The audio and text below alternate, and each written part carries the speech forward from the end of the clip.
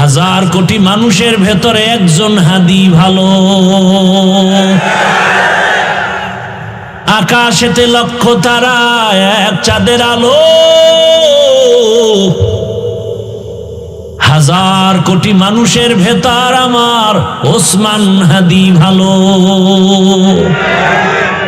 আমার কলিজার ভাই ওসমান হাদি কপাল খোলার বয়ান দিয়ে গেছে, গোটা দুনিয়াকে সজাগ করে দিয়েছে। সত্যের পথে থাকলে বিজয় মরার পরে দেখা যায়। এরে আমার যুবক, ওসমান হাদির উপরে এমন বর্বর হামলা কেন? ওসমান হাদি টাকায় বিক্রি হয় না, পশু টাকায় বিক্রি হয়। ফজরের নামাজে মসজিদে হাজির হাদি, জামাত ছাড়া নামাজ আদায় করেন না, এক ওয়াক্ত নামাজ বাদ দেন না। এরে আমার যুবক, ওসমান হাদির উপরে এমন বর্বর হামলা কেন? ওসমান হাদি টাকায় বিক্রি হয় না, পশু টাকায় বিক্রি হয়। ও আমার যুবক বাবারা, এক ওসমান হাদি জাগরণ সৃষ্টি করে গেলেন গোটা দুনিয়ায়। কোরআনের হাফেজ, কিন্তু কি কোরআনের হাফেজ। ওর বক্তব্য শুনো,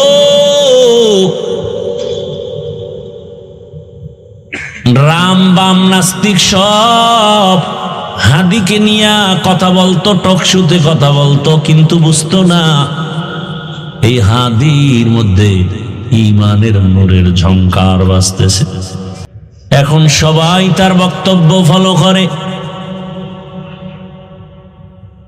টাকার কারণে হাদির এত সম্মান না, বরং হাদিরে সবাই টাকা দেয়, ইচ্ছা করে টাকা দেয়। মানুষ টাকা দেয়, বিদেশ থেকে ওর অ্যাকাউন্টে টাকা পাঠায়। হাদি তুমি আগায় যাও, কিসের অভাব? ক্ষমতারও কোনো পাওয়ার নাই, ক্ষমতা নিবে নিবে ভাব। সংসদ ভবনে যাবে, গোটা জাতির কল্যাণে কথা বলবে। জিন্দা অবস্থায় যেতে পারে নাই, লাশ সংসদ ভবনে চলে গেছে। টাকার পেছনে দৌড়াও আর টাকা হাদির পেছনে দৌড়ায়। ক্ষমতার পেছনে দৌড়াও আর ক্ষমতা বারবার হাদির পা চুম্বন করেছে। গোটা দুনিয়ার কেউ নাই যার চোখ পড়ে নাই, সবার মাথা গরম। বড় বড় রাখব বোয়ালের টাকায় কিনা যায়, হাদিরে টাকায় কিনা যায় না।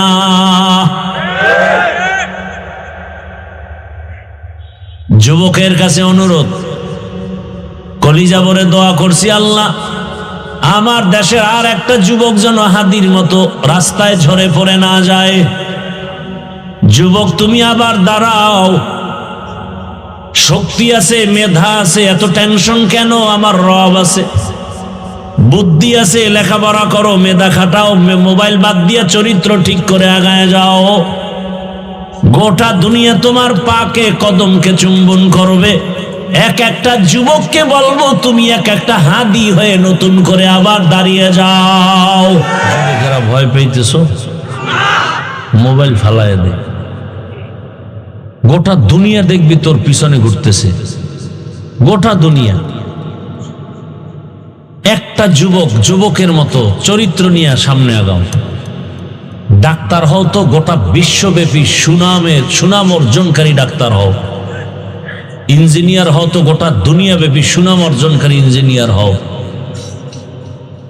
ডাক্তার জাকির নায়েকরে কে না চিনে, কে না জানে, অথচ হোমিওপ্যাথিক ডাক্তার গোটা দুনিয়া তার পাগল। টাকার গরমে না, ক্ষমতার গরমে না, সুন্দর চরিত্রে আর আদর্শের কারণে। আর তুই কেমন যুবক, মনে মনে মা কাঁদে আর কেন মরতো, গাড়ির তলে পড়তো, কারণ তোর চরিত্র এত খারাপ। তোর আচরণে মায়ের চোখের পানি পড়ে, কষ্টে ঘুম হয় না, তুই এত বড় বেয়াদব।